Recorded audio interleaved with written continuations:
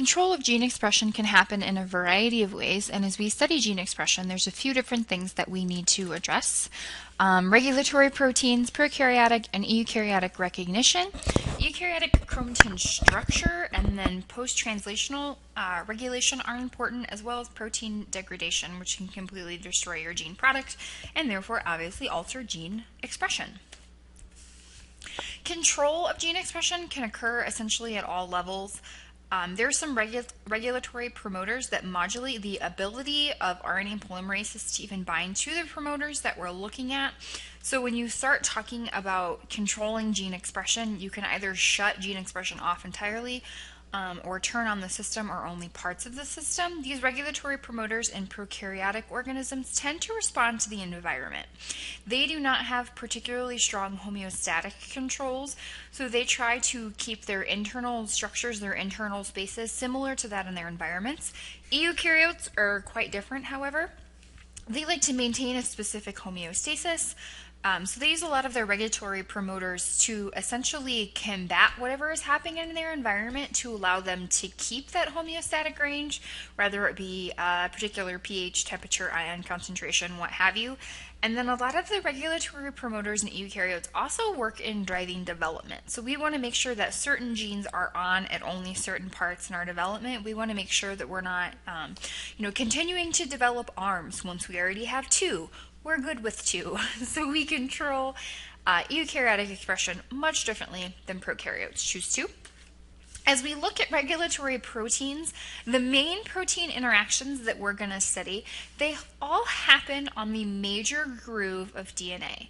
I've pointed out the major groove before, hopefully. So what you should think of is when you picture DNA, it's not a solid twisted ladder. Parts of the rungs of the ladder are closer together, or rather parts of the side of the ladder are closer together, and then there are parts of DNA that are a little bit more stretched out.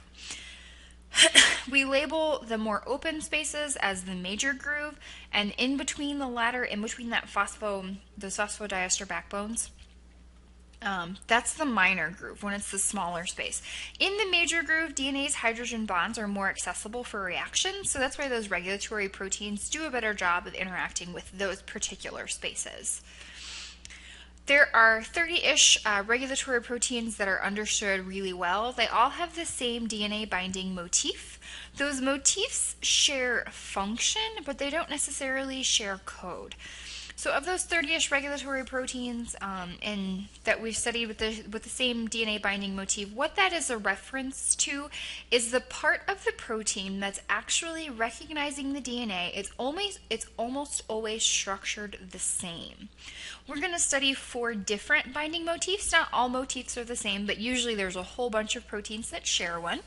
We're going to look at the helix, turn helix, the homeodomain, zinc finger motif, and then the leucine zipper motif. So we're going to see how these different regulatory functions might be grouped together.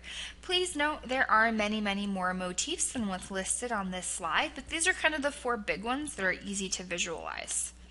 Our first one is the helix turn helix motif. The name is exactly as it sounds. It's constructed of 2 alpha helical segments.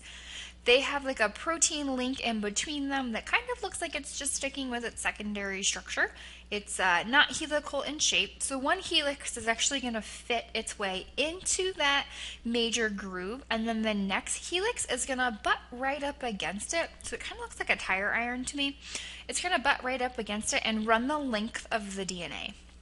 Hundreds of proteins function with this helix turn helix motif. I think my understanding is because it's so universal in the way that it fits, and it fits quite well, that it kind of makes sense that more proteins have evolved to utilize this mechanism, this binding motif, simply because it does a great job. Our second motif is the homeodomain motif. To me, it looks a little bit like the helix turn helix motif, but it has some more binding spots to it. If you think back to the one we just saw, it just had those 2 different regions. The homeodomain has a few different regions, and it tends to be very important in development. It plays a lot of critical roles in development. It recognizes our homeobox genes. Those genes are the specific genes that guide us in development. So they really initiate key genetic processes that allow organisms to develop on the right schedule and express genes in the right amount. The homeodomain, stands out because it has a really similar sequence of 60 amino acids in almost every organism that utilizes this domain. Our next one is the zinc finger motif. This one's really easy to remember. The zinc finger stands out because it used zinc ions, or zinc atoms rather. The zinc atoms are what bond to the DNA. There are a few different forms of these, but they all have that zinc bonding in common. They usually occur in clusters of 3, and their structure likes to utilize some beta-pleated sheets. So if you look at this image, it looks a little bit messy, but we'll work our way through it. The gold is your twisted DNA. The big blue, those are some alpha helices. The green circles are your zinc atoms, and then all of those red arrows symbolize beta-pleated sheets. So if you look, you can see 3 different zinc atoms. That's because this is occurring in a cluster of 3, and it's utilizing those beta-pleated sheets to allow these zinc fingers to bond with the DNA so this regulatory protein can act on this particular strand. Our last motif that we're going to study is called the leucine zipper. It has a dimerization process in it, like our RTKs that we studied previously. The 2 different parts of the leucine zipper will react with one another. There's some hydrophobic bonds in between them.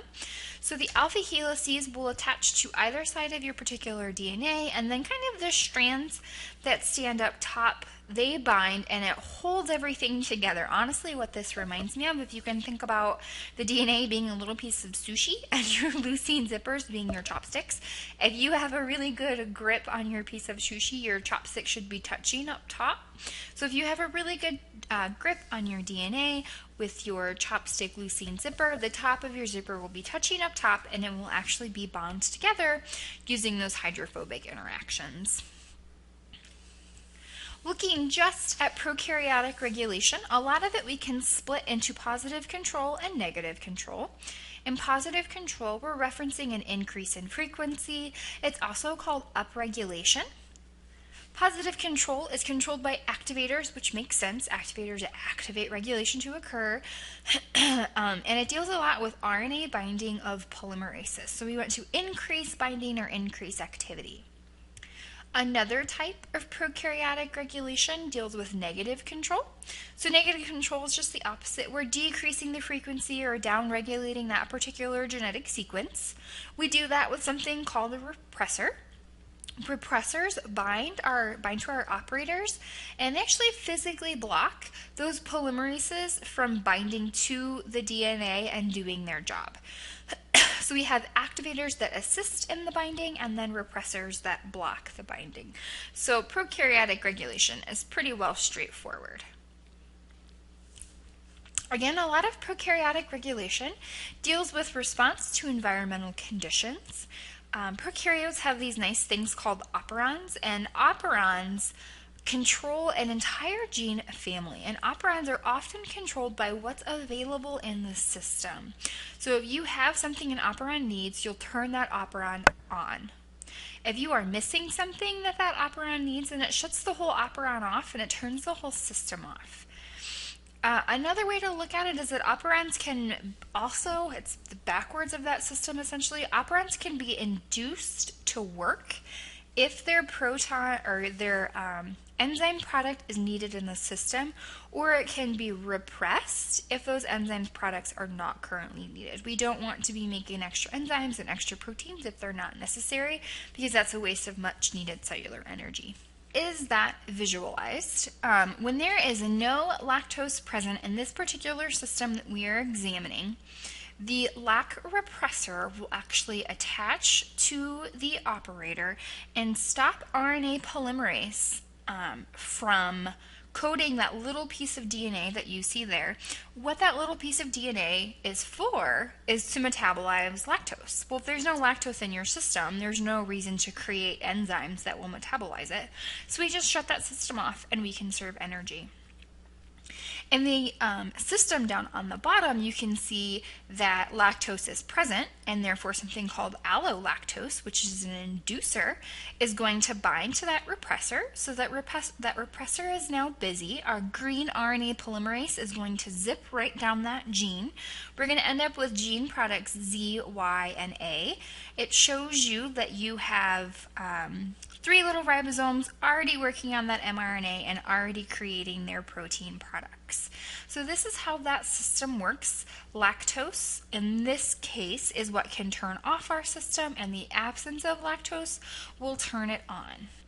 Here is another instance in this. In this case, we are looking at glucose, and when glucose is low, its inducer is present, so its promoter is activated, because we would like to have lots of available glucose in our system. So when glucose is low, again, so what we see here is that the repressor is not going to bind, so we are going to have lots of RNA polymerase that's not being blocked. It's going to make an mRNA, and we're going to start producing some of these things that we need in our body.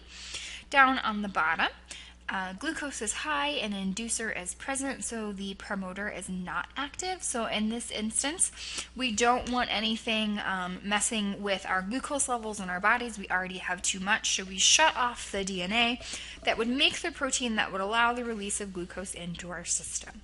So this system in prokaryotes works both ways, works forwards and backwards, but thankfully, if you can picture it in your mind, this one's not too bad to kind of logic your way through what might be happening. Here is yet another example. So this is tryptophan. Up top, we're studying what happens with tryptophan. So in this instance, if there's no tryptophan present, then the repressor is going to be inactive.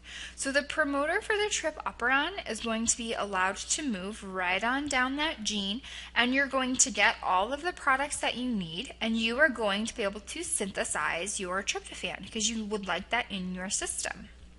Down on the bottom, tryptophan is present, and therefore the tryptophan repressor is turned on.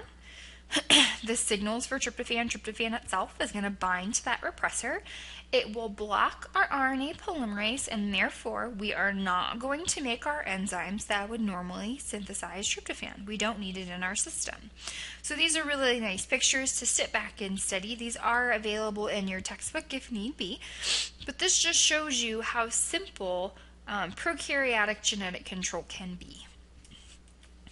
In eukaryotic regulation, the protein-DNA interaction complex, it follows all of those same rules, but we have to remember that DNA is slightly more complex when you're looking at eukaryotic organisms because we have those histone complexes. So just the handling of that excess organization is going to make the process a little bit more involved. And most of this also occurs in the nucleus, which of course we don't have inside of the prokaryotic systems that we study. So the regulation amount is just much greater simply because the place we're working in is more advanced. It takes a lot more energy to control a mansion than it does to control an apartment. There are some general transcription factors that work in these processes of eukaryotic transcription control. They're necessary to just establish transcription to get the process going. So they don't actually increase the rate, they essentially just turn it on. We see a lot of transcription factor RNA polymerase 2. We just call it TF2. And it helps turn that polymerase on. There's another really common general transcription factor called TF2D. It's going to bind to that TATA box that we've learned about previously, and it's going to allow RNA polymerase to bind to that particular sequence to allow transcription. So again, it's not upregulating or downregulating any part of our system.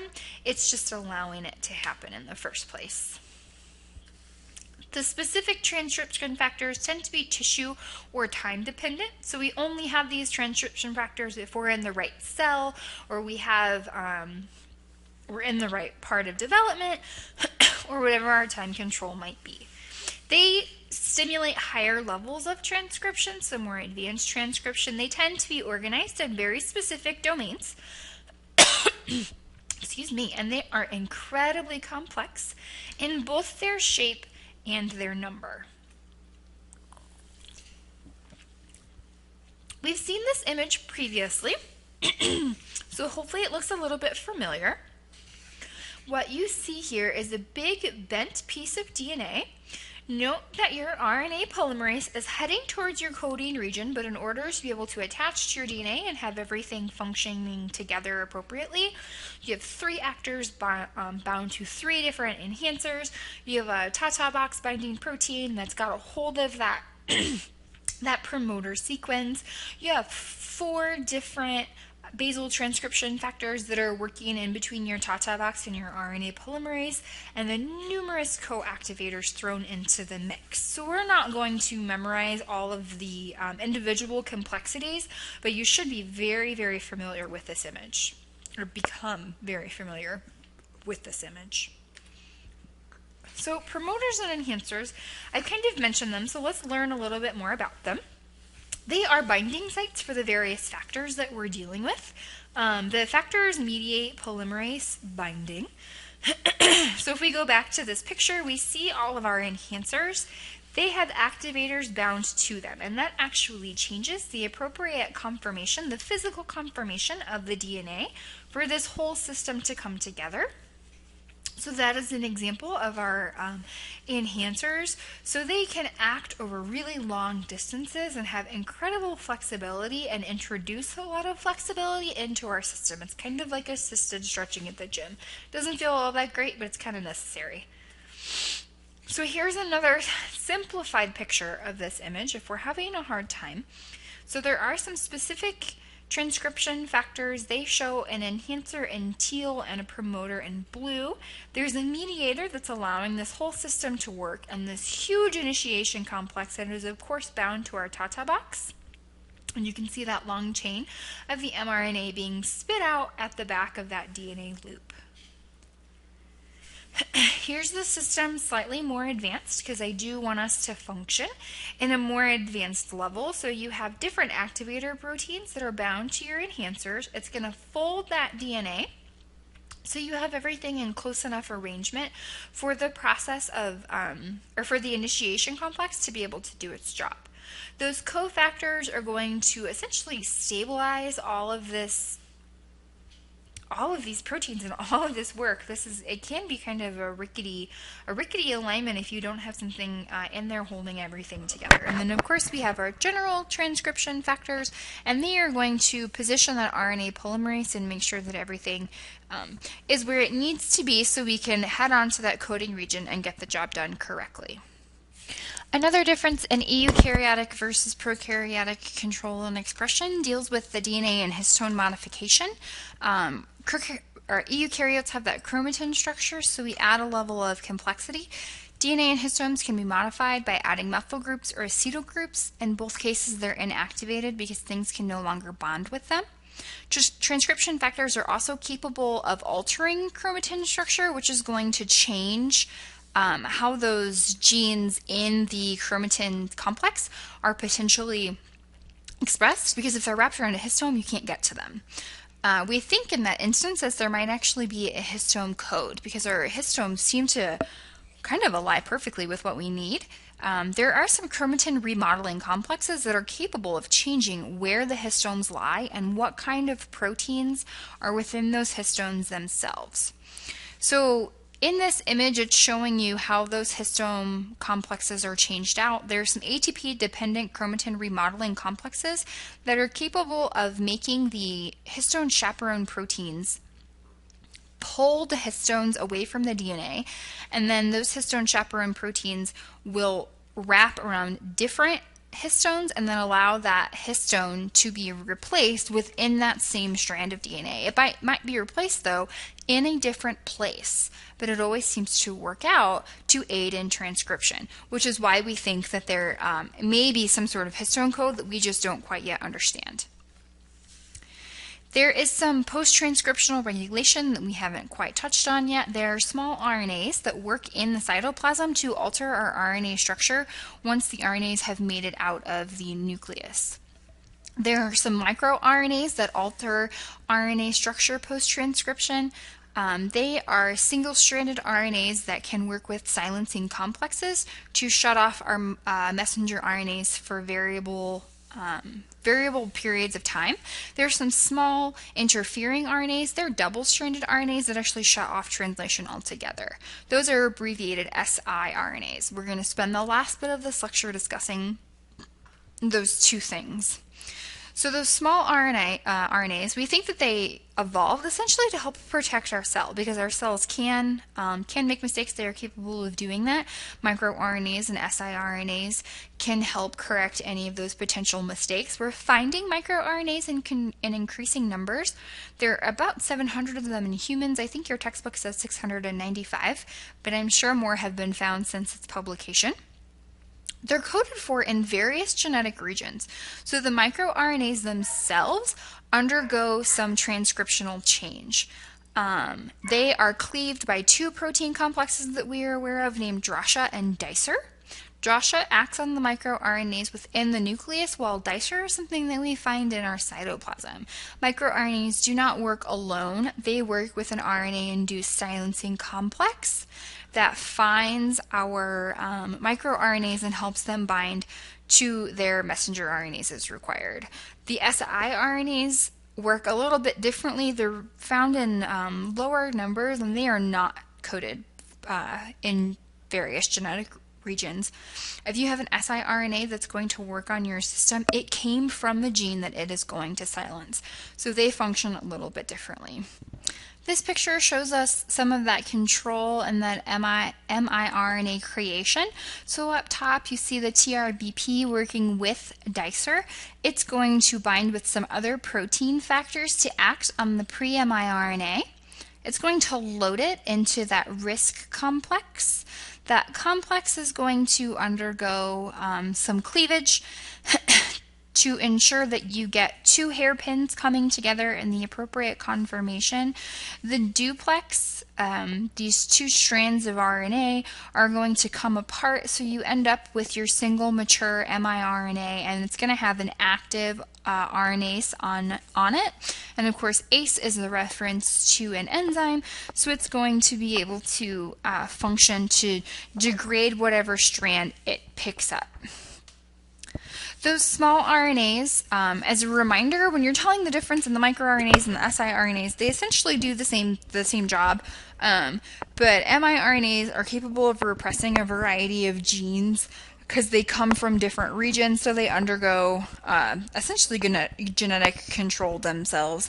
The siRNAs are different though, because they repress their genes of origin. They too are also capable of altering histone structure, but we don't have as much information about that process. Once you have your protein, it's undergone all of these things, it's kind of passed all of these checkpoints. If somehow it's still managed to be made incorrectly, it was tagged incorrectly or coded incorrectly, we can still choose to destroy it. Something called a protease will degrade the protein. Ubiquinin, which is a 76 amino acid protein, can be added to most proteins created in eukaryotic organisms. The process of ubiquinating something does take some ATP and multiple other proteins in order to function, but proteins that undergo this process of ubiquination are eventually destroyed. They are destroyed within something called a protease, or a proteasome, which is going to degrade tagged proteins. They're essentially long cylindrical proteins that just work in this degradation process. Here's what that whole system looks like. It requires ATP to bring ubiquinin with its enzymes together, and then more ATP is going to be used when we attach ubiquinin to the protein substrate that needs to be destroyed. Usually we add multiple ubiquinin, which is why the process is called polyubiquination, not just ubiquination. These proteins are either sought out or brought to the proteasome complex. They're essentially put into a coffee can, shaken up a whole bunch, and what comes out are the amino acid substrates that can then be recycled for further use or future use. These are the mechanisms of gene expression. I would like you to read through this list. I'm not going to read it to you. There are 3 more on the next slide. Make sure that you're aware of what these things are. Number 3 we didn't touch on too much, but it is in your textbook. I don't want to make these videos super long, so there is some review that is required. So we have these three mechanisms of gene expression, and then these three mechanisms of gene expression. Please make sure that you are aware of what each of these are and the basics of how the system works.